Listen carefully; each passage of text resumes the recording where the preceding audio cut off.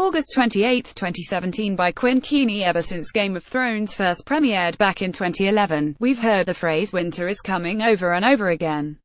Not only is it the ominous motto of House Stark and a reference to the literal change of season, but it's also a nod to an ancient legend in Westerosi history, the Long Night. In the Season 7 finale, it starts snowing in King's Landing, which hints that a repeat of the dreaded Long Night might not be too far off. Here's what that could mean for our heroes. The original legend, around 8,000 years before Aegon I Targaryen conquered most of Westeros, a winter season known as the Long Night, lasted for an entire generation and almost wiped out the human race.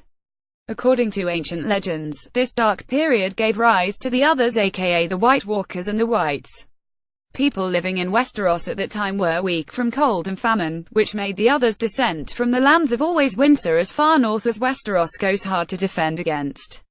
In the first season, Old Nan tells Bran a terrifying story about what it was like to live through it.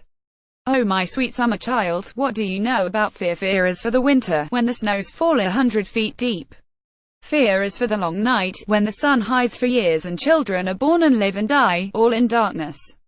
That is the time for fear, my little lord, when the White Walkers move through the woods," she says.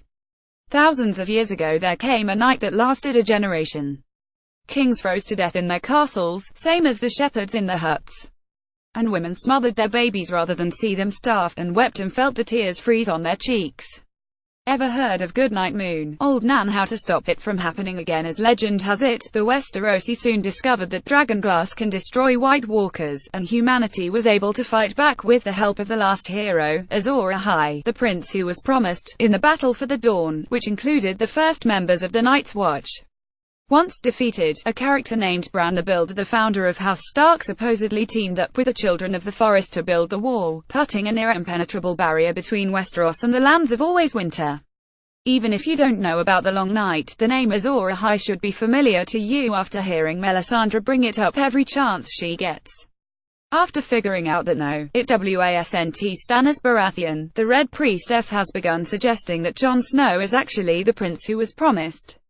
The prophecy states that during the next long winter, when the White Walkers rise again to take the Seven Kingdoms, Azor Ahai will return as the prince that was promised, a hero born amidst salt and smoke who will draw from the fire a burning sword.